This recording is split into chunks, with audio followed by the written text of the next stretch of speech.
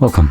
In front of me is a VIVO Y76, and today I will show you how you can hard reset this device through recovery mode. Now this process removes things like screen lock, so if you have a screen lock that you don't know, we can get rid of it with this process.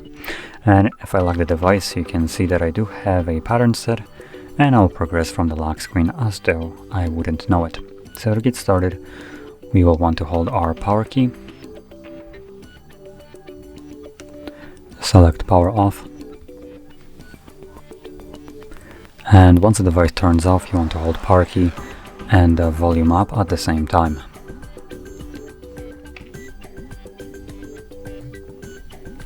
As you can see, this boots us into, I guess, fast boot mode. So, and here we're gonna select recovery mode, and it looks like we need to use the volume keys to do so. So press volume down, and we'll go down, and then power key to confirm it. And as you can see, we are now in the recovery mode. So from here, you want to select clear data. Now you can simply tap on it right now, and you're gonna then select clear all data. It gives us a message that all user data will be deleted, including music, photos, and other user data will be lost. So everything that you keep on your phone will be completely gone. Now obviously some things that you have on your phone can be regained. For instance, applications, you can re-download them.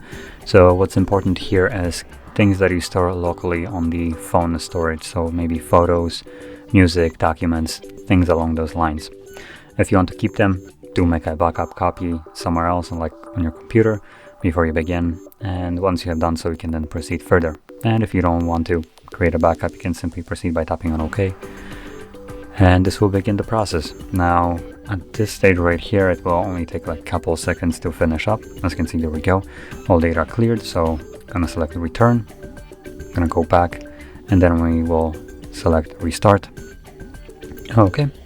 And this will now continue the process in the background because it needs to, I believe it just reinstalling Android right now.